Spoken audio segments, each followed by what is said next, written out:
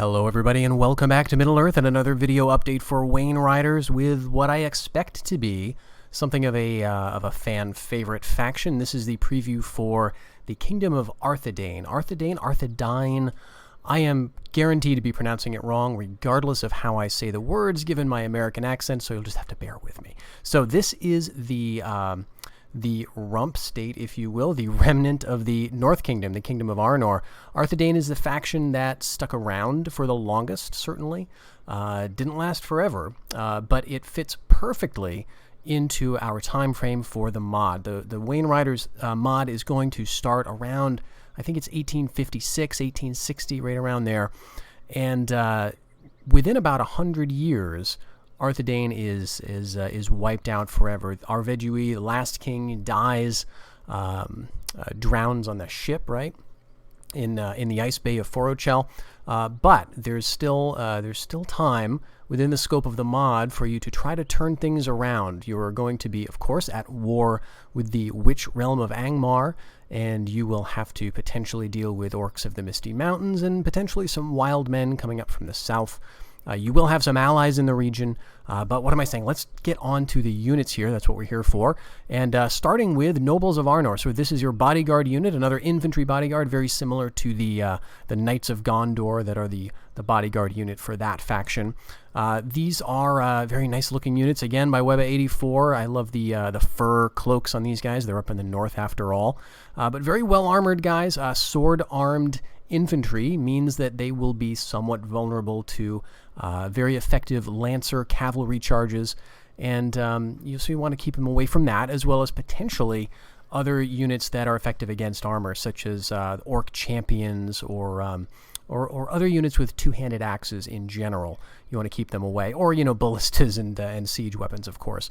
But these guys are going to be among some of your most staunch infantry soldiers, among a pretty strong lineup of infantry, it does have to be said. But before we look at the infantry, let's go back to the cavalry. You do have a couple of units here. The lighter version will be Arnor Scouts, and these again are going to be lighter than your other cav.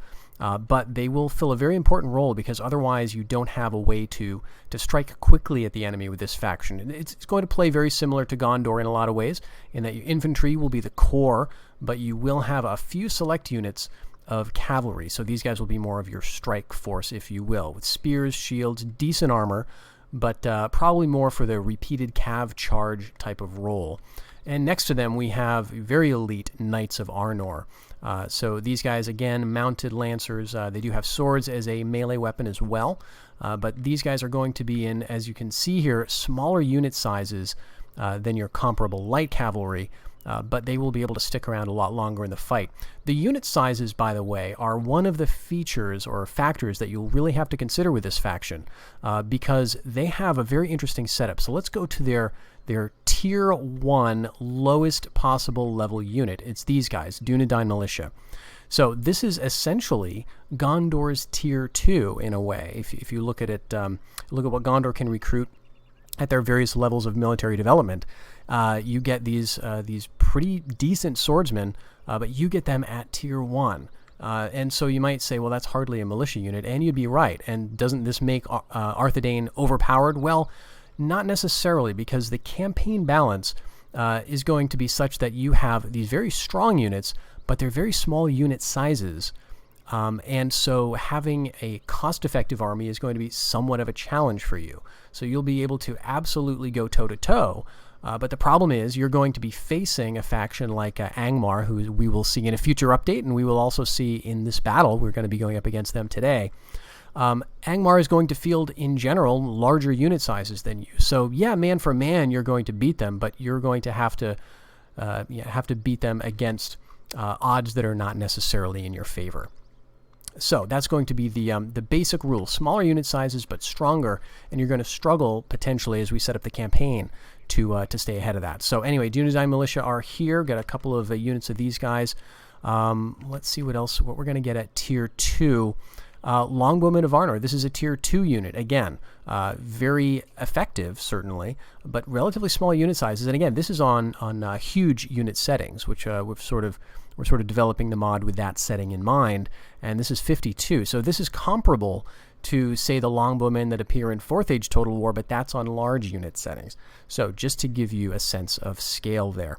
These guys are going to be important not only for the ranged power that they bring, but also because they can actually stand and melee a little bit. Now, I got a bit distracted in this battle, so I didn't use them to their fullest, but you're going to want to use these guys, and you probably will be compelled to use them as more of a hybrid unit than you may be used to if you're playing other factions. If you've been playing, say, Reunited Kingdom or something in 4th Age, where you're probably used to having enough units you can just have these guys sit back on a hill and plink away. But in the balance we're going for in Wainriders, you're probably, I'm imagining, going to need to use these guys a bit more aggressively. You do have siege engines, of course, so I've brought one of each. You've got ballistas, and you've got catapults. And so, again, the catapults are going to be the really devastating ones, in my experience anyway, on the battlefield. But ballistas can do a lot of damage, too. I just brought so that you could sort of see them in action here. Okay, Swordsmen of Arnor. This is actually I believe this is a tier 3 unit. So this is very similar to Men-at-Arms, if you're familiar with 4th Age Total War. So very strong sword and shield infantry, notably better armored than your tier 1 Dunedain militia, and so they will perform a different role there. We do have some spearmen as well. I think they're over here on the flanks. This is a tier 2 unit for Arthedain. And again, a very elite-looking spearmen for tier 2, but you're going to have to pay for the upkeep and hope that their small unit sizes are still going to be enough. Now this unit here, we've got we're calling them provisionally Ostguard. We're having a bit of a developer discussion about that name at the moment, so maybe that will change. Again, a lot of the unit names, stats, performance, and everything is going to be certainly up for grabs in terms of how the balance goes. But these guys are very similar to the Guards of the Citadel, of course. But we gave Arthedain their version, essentially. So, very strong polearm unit, but no shield, so you're going to want to watch them in terms of if they get into melee or if they come under attack from ranged units. And speaking of ranged units, you do have some other ones over here. Rangers of Arnor. These guys are going to have longbows, but of course they will also have swords as a backup weapon, two-handed in this case. And the relative lack of armor, I mean, you can tell they've got mail on, but I wouldn't use these guys as frontline units quite as much as I would use the longbowmen, because I think they win out on the defense a little bit. Longbowmen have 52, these guys have 50, so they're a slightly smaller unit size as well. I'd be tempted to use them over in the woods and try to get around some flank attacks. Similar thing goes with this unit. Troll Hunters are a Rudar, and I'm certainly butchering that name, but Rudar, you know, it's the eastern kingdom of Arnor that is essentially defunct by the time of the mod begins. But once you get over into that part of the world, you may be able to train these guys. And the idea behind them, of course, is that they would be kind of like bargain rangers in a sense. They are woodcrafty. They've got bows, probably going to be good at fighting in the woods, but they have two-handed axes as their backup weapon. And the idea is that these guys would go sort of trying to take out the trolls that you might find in the Etten Moors and so on, and in the ranks of Angmar potentially. Let's see, what else have I skipped over? So Breland Militia, this is going to be one of your only ways to get relatively cheap militia, true militia type units. And it sort of makes sense that these guys would come from Bree, right? Because Bree has this long history of being a settled part of Middle-earth. They're not Dunedain necessarily, but they are certainly loyal to the king and will show up when called. So these guys, you can tell, have a much larger unit size than your others. So they're going to be quite useful for garrison duty, but also for getting more men in the field and against light cav and so on, because otherwise the only spear unit you get are these guys. Again, very effective, available at tier 2, but you might want to go for a more cost-effective option sometimes. And another militia unit that you'll find elsewhere is Arnor militia. So these you will find outside of Arthedain proper. So once you get into Rudar, into Cardolan, into those types of lands, you will find these guys at a somewhat lower tier than, say, the Troll Hunters. But these guys, again, perform something of the role that the Breland militia do, but I'm thinking these guys are larger unit size. They'll probably be a little bit cheaper, probably a little less effective than the Breland militia, but that of course remains to be seen. I think that leaves the only unit that we haven't talked about, which is these Arthedain swords. So, available in Arthedain, which of course is the territory to the south of Arthedain, essentially, kind of southwest of Bree. And these guys, as you can tell, have swords as well as throwing spears or javelins. So this gives a bit of variety. Once you start conquering into the other parts of what once was Arnor, you'll be able to train not only cheaper militia types, but also units with a bit more versatility, a bit of ranged options. And so I think that'll give you some incentive, of course, to do that conquering. So we're seeing Angmar advance, and I'm not going to get into too much detail about their setup, but broadly speaking, you will often, as Arthedain, be facing off against orcs and men, because Angmar will be able to train both of those. So we can go and take a look at what we have here. They've got some hillmen types, which are being demolished currently by our siege weapons, and our archers are also able to reach them at this point. They also have some orcs, some of these lesser orc blades, and these great orc champions, very similar to the Orcs of the Misty Mountains faction. They've also got great orc spears here. We saw some of these units in a previous update, so you can check that out also on the channel here. And so you'll be facing oftentimes a mix of these Manish units, which are going to be more effective in terms of staying power, generally speaking, or offering some other light options. So, for example, the Hillmen axes here are skirmishers. These Rudar warriors are, warrior types. They also have some heavy spears, some heavy swords, and so on.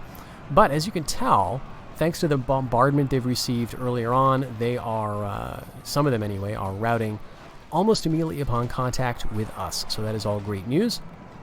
And we're pretty much left to do our thing. Although I didn't protect my my ballistas very well. But that's all right. These Dunedain militia, these again are a tier 1 unit. But there's only 65 or so here, whereas the Swords of the Shadow have probably 80 men per unit, at least when they start. So the challenge will be, can these guys stand against a higher tier unit that has more men? And potentially yes, if they are supported with other units.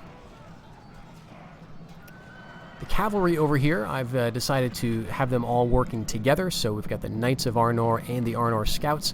Again, the Scouts are there to add a bit of punch to those Knights because they're very effective, but they can get separated and cut down. And we don't want them to be caught out by these spearmen, of course.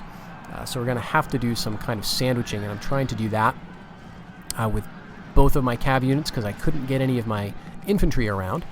Unfortunately, with all the other routing that's going on, we were able to route these guys pretty quick. Over here, let's see, the Rudar warriors are doing quite a number on the Ostguard. So again, these guys, when they are in a melee situation where there's a lot of units that may be throwing weapons at them, they have some kind of ranged attack, they are getting shot and targeted by the enemy fire, which I can see now. And so that is actually causing them a lot of casualties. They do, as you can tell by that crown above the banner here, they do have the, inspiring ability. So essentially, as long as they remain in the field, they're going to be adding a morale boost to nearby units, which again is going to be very helpful. I think that is the only such unit that Arthedain has in its roster, so you'll want to use these guys, somewhat carefully. They're very tough, so they, I don't think they rout in this fight. But they do take a lot of losses, so we want to keep them around. So we're bringing the Troll Hunters into the flanks at this point. They've got their axes out. We've got the cavalry back here as well, and trying to get some of the routes going in this part of the fight. We have taken out the general, but here we've got axes versus axes. Now, I wanted to get these guys into melee just to show you what it looked like, but I wouldn't necessarily recommend this because they're somewhat unsupported here. They're evenly matched, but only 34, 33, and they're fighting against much higher numbers. Even with cavalry support, these guys are going to take a lot of losses.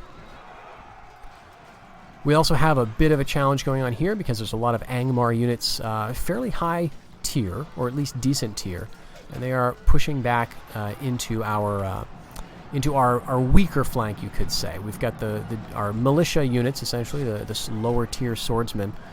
We haven't had to bring in the bowmen yet, But we have got our general in the fight, and he is leading the charge down the hill to escort the enemy off the field, and pretty soon we will be wrapping this up. So all in all, Arthedain, while not my favorite faction in the mod, I do have to say, they do pose an interesting challenge because of largely that unit design, or at least the unit roster design, giving them these very elite units at low level seems like it could make them overpowered. But the way the campaign is planned to work out, it's going to be a real challenge.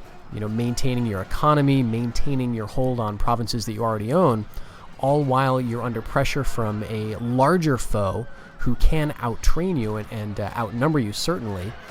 And once you begin to expand, you will find ways to overcome that. So I think it promises to be a challenge. That's the goal. Now, you will have some allies in the region.